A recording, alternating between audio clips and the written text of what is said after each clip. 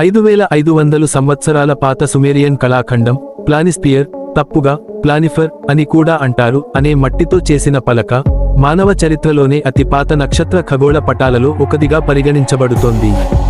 ఇది ప్రాచీన నినెవె నగరంలో, ఇప్పటి ఇరాక్లో కనిపించింది మరియు సుమేరియన్ నాగరికత ప్రారంభ దశలో అంటే సుమారుగా క్రీస్తుపూర్వం 3300 సంవత్సరం నాటిదిగా భావిస్తారు.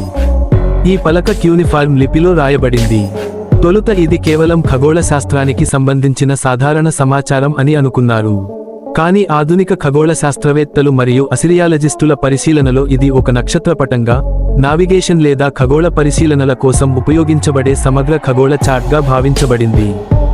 కొన్ని విశ్లేషణల ప్రకారం ఇది నక్షత్రాలు, గ్రహాల స్థితిని నమోదు చేస్తూ ఒక ఖగోళ ఘటనను, ఉదాహరణకు ఒక గ్రహ శకలం లేదా నక్షత్రపతనం, సూచించే అవకాశం ఉంది.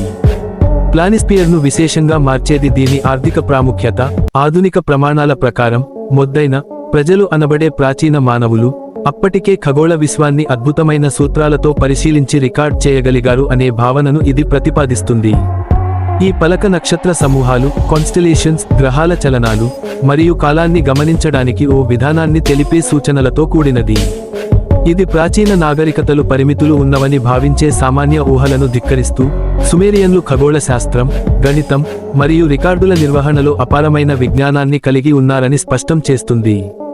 ప్లానిస్పియర్ అనేది ప్రాచీన మానవ మేధస్సు యొక్క అద్భుత చిహ్నంగా నిలుస్తుంది. వారు టెలిస్కోపులు, ఆధునిక శాస్త్రీయ పరికరాలుండకముందే విశ్వాన్ని అర్థం చేసుకోవడానికి చేసిన ప్రయత్నానికి ఇది నిదర్శనంగా నిలుస్తుంది.